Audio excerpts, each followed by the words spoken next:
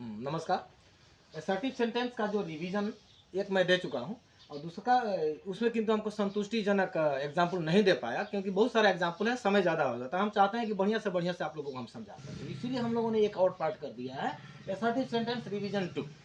इसमें संपूर्ण रूप से जो एग्जाम में दिया हुआ है किस तरीके से इस साल का जो सिस्टम है, सिलेबस जो चेंज हुआ है, ऑब्जेक्टिव टाइप का जो क्वेश्चन होगा इसमें से थोड़ा सा सीख लेते हैं ताकि आप लोगों का कंफ्यूजन हमेशा हमेशा के लिए दूर हो जाए। चलिए शुरुआत करते हैं। एक चीज़ को थोड़ा देख लीजिएगा, चेंज ऑफ प्रोनाउन जो होता है डायरेक्ट से इनडायरेक्ट में किस तरीके से होता है, ये सब चीज़ हम लोगों को आने वाला है। देखिए, आई का माई, ही का ही, यू का योर, सी का हर, दे का देयर, वी का आवर, और ये जो है हम लोग का प्रोनाउन किस तरीके से चेंज होगा यहाँ पर हम लोग देखेंगे। और जो एग्जाम में दिया हुआ है, प्रीवियस एग्जाम में जो दिया हुआ है वही सब एग्जाम्पल हम लोग लेंगे। पहला का एग्जाम्पल हम लोग ले रहे हैं, the lady said to the man.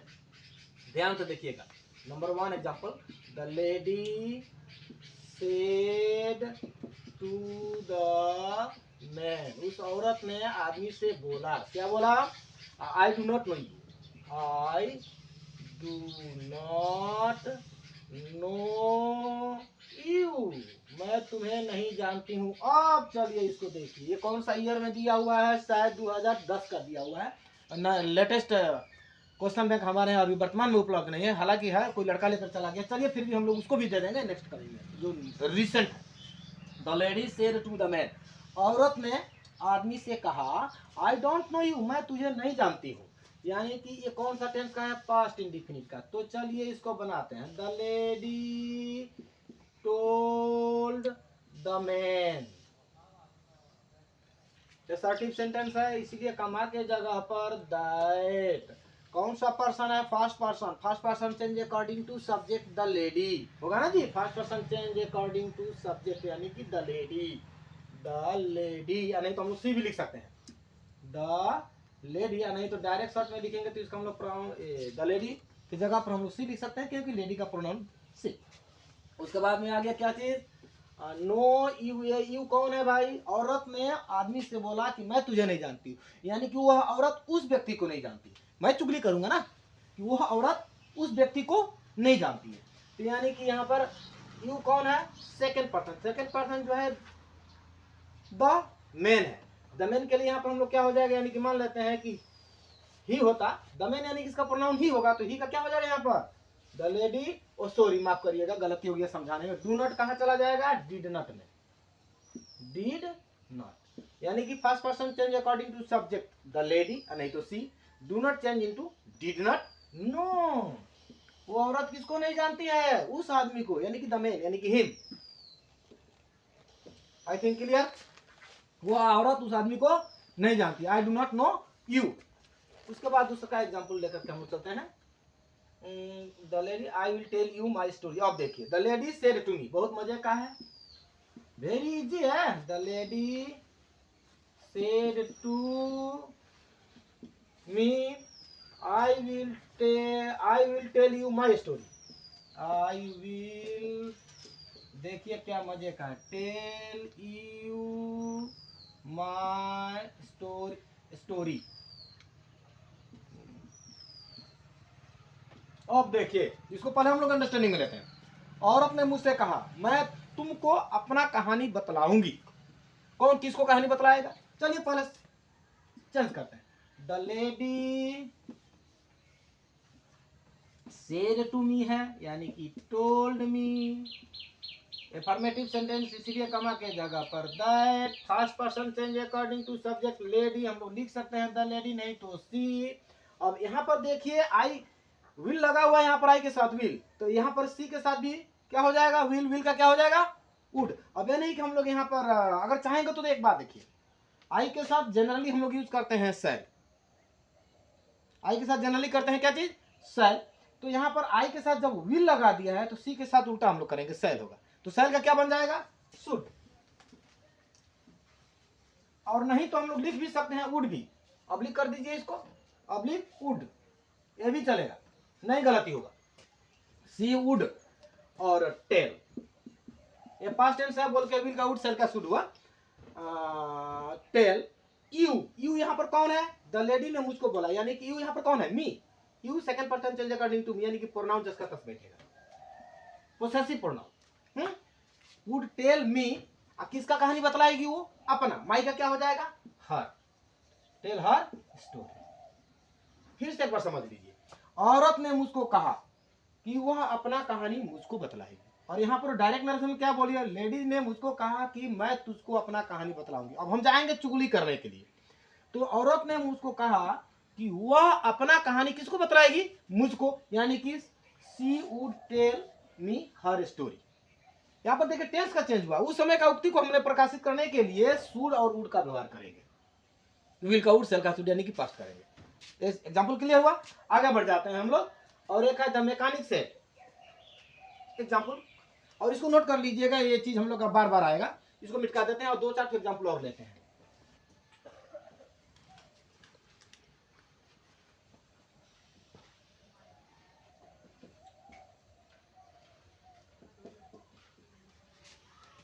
I will repair your car.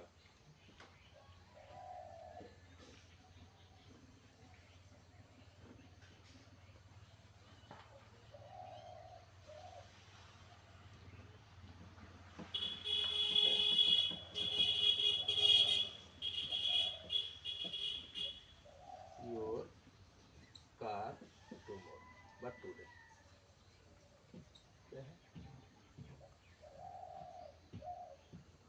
Tomorrow है, टुमारो दे दे।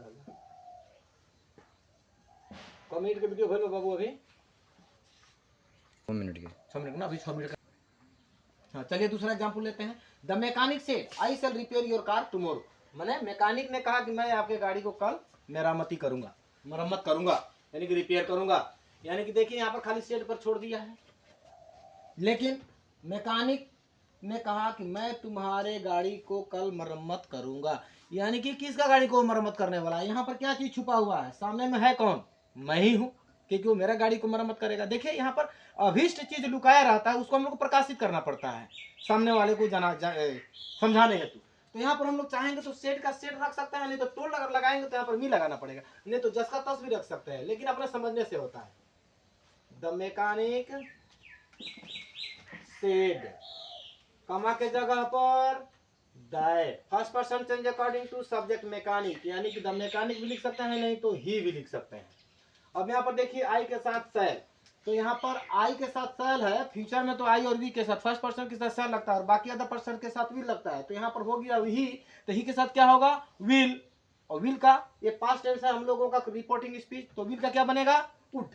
तो ही वुड रिपेयर, किसका गाड़ी को भैया? वो रिपेयर करने वाला है। योर, यानी कि मेरा बोला है ना वो, तो मैं आपके सामने कहने के लिए अगर जाऊंगा कि मैकेनिक किसका गाड़ी को रिपेयर करेगा? मेरा ना, यानी कि योर बदल करके किसका हुआ? Repair my car. टुमारो का द नेक्स्ट डे। अब देखिए फिर से एक बार समझा दे रहे हैं। मैकेनिक ने कहा मैं आपके गाड़ी को कल मरम्मत करूंगा, यानी कि मैकेनिक ने कहा कि वह मेरा गाड़ी को आने वाला दिन में मरम्मत करेगा। किस गाड़ी को? मेरा, यानी कि योर बदल करके क्या हो गया? समझ में आया? आगे बढ़ते हैं और दूसरा एग्जांपल लेते हैं। देखिए ये बहुत सुंदर आ गया। She said the water is boiling. सहज है। शी सेड, ये वाटर होने वाला है।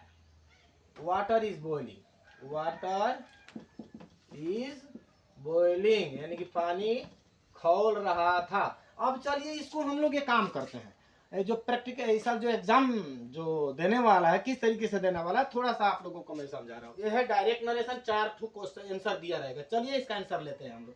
Answer number A, she told that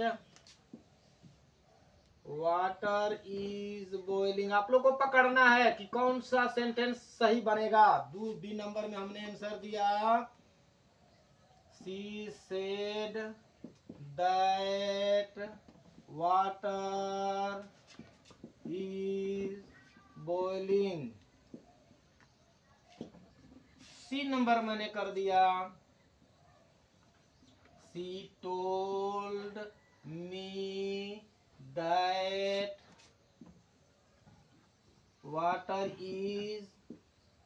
water has boiled, has been boiling।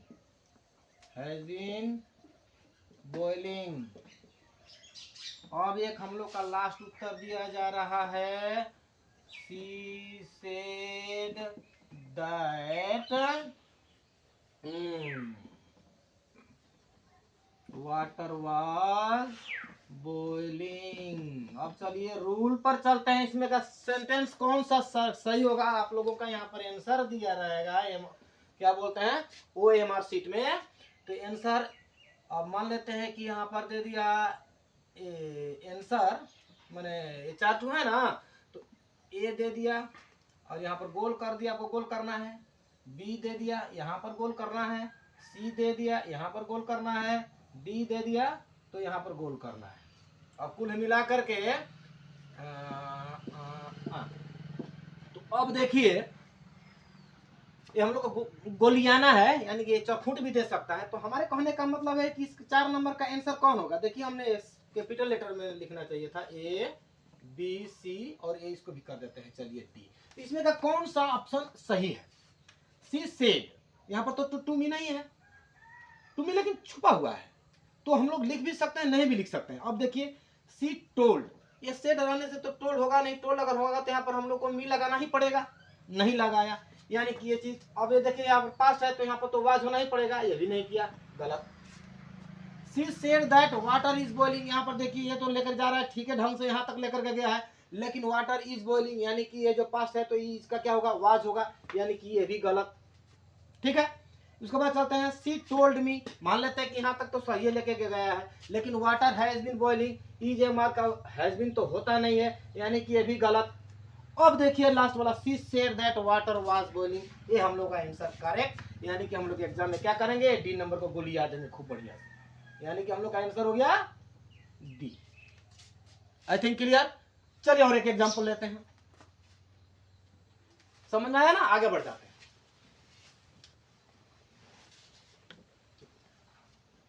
बंद कर ले बड़ा, ना बंद कर देना चाहिए ना, इसको काट देना, कर दे। एग्जाम्पल लिखने के उसके बाद मतलब कि देना होगा, ठीक है। उसके बाद मैं इसको कुछ बोलता भी। चलिए देखिए दूसरा एग्जाम्पल। अब Mohan said to Geeta your father has gone to market, Mohan ने गीता से कहा कि तुम्हारे पिताजी बाजार गए हैं।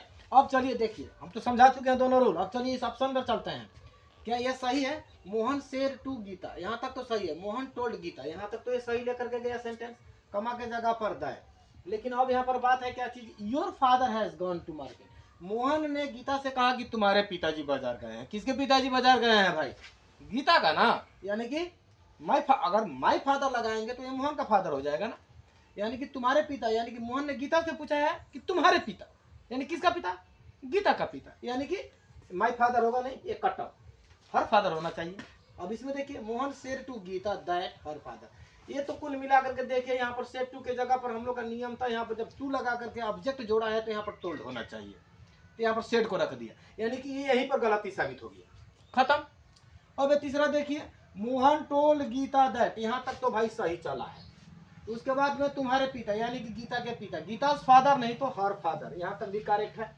अब ये सेंटेंस को देखना है कि हैज गॉन टू मार्केट, यानी कि ये पास्ट है रिपोर्टिंग, तो ये भी हम लोग का चेंज होगा, ये प्रेजेंट परफेक्ट में है तो कहाँ चला जाएगा, पास्ट परफेक्ट में। तो पास्ट परफेक्ट में क्या होता है, ऑक्सिलरी वर्ब हैड, यानी कि हैज और है बदल कर क्या बनेगा, हैड। यहाँ तक ये भी सही हो गया, वर्ब का तीसरा रूप ये भी सही हो गया, टू मार्केट, यानी कि साफ जाहिर है कि हम लोग का ऑप्शन सी आंसर करेक्ट होगा, ठीक है, यानी कि option C is the correct. और ये भी गलत हो गया, देखिए सेड टू गीता, यहाँ पर पहले जब टोल्ड होना चाहिए तो पहले ही गीता लगा दिया, यानी कि ये भी यहाँ पर ऑप्शन में गलत कर दिया, यानी कि हम लोग का करेक्ट ऑप्शन क्या है, Mohan told Geeta that her father had gone to market. हाँ, और एक एग्जांपल लेते हैं, और एक एग्जांपल लेकर के लास्ट करते हैं इस वीडियो को। हाँ देखिए एग्जांपल नंबर 6 पर क्या होता है, ये भाई ये तितली कहाँ से आ गई हो। The teacher said to me water freezes at 0 degree Celsius, पानी 0 डिग्री सेल्सियस पर जमता है, यानी कि ये जो सेंटेंस है हम लोगों का नेचुरल ट्रूथ, सही बात है कि पानी जो है हम लोग का 0 डिग्री सेल्सियस पर ही जमता है। The teacher said to me water freezes at 0 degree Celsius. तो एक काम करते हैं, चलिए चार जो ऑप्शन दिया हुआ है, चारों ऑप्शन को पहले हम लोग मिला करके देखते हैं। सेड के जगह पर तो टोल्ड होगा, तो यहाँ पर सेड रखा है, पहले रिजेक्ट। द टीचर टोल्ड मी, यहाँ तक तो सही लेकर के गया है, दैट तक। तो वाटर ये फ्रीजेज है तो चेंज होगा नहीं ना भाई, नेचुरल टू तो चेंज नहीं होगा, यहाँ पर चेंज कर दिया, हैज लगा कर लगा दिया और फ्रीज लगा दिया, यानी कि भी कट ऑफ खत्म। उसके बाद में सी नंबर पर चलते हैं। The teacher told me that, यहाँ तक तो सही लेकर के गया है। Water freezes at 0 degree Celsius, यानी कि नेचुरल ट्रूथ जो होता है रिपोर्टेड स्पीच बदलता नहीं है, यानी कि ये सेंटेंस जो है हम लोगों का करेक्ट हो रहा है। The teacher told me that the water freezes at 0 degree Celsius. चलिए 4 नंबर को भी मिला लेते हैं, कहाँ गलती कर दिया है भैया। The teacher told me that water freeze लगा दिया है, यस कहाँ चला गया, इसके नानी के घर, यानी कि ये प्रेजेंट इंडिफिनिट नेचुरल ट्रूथ है, यानी कि अभी कट खत्म, यानी कि हम लोग का आंसर करेक्ट इज द सी। तो आज के वीडियो में हम लोग का रिवीजन इतना ही रहा। अब हम लोग नेक्स्ट वीडियो में इंट्रोगेटिव सेंटेंस को सीखेंगे। आप लोगों को यदि रिवीजन और चाहिए हम देने के लिए तैयार, बशर्ते कि कमेंट में लिखिए। धन्यवाद आज।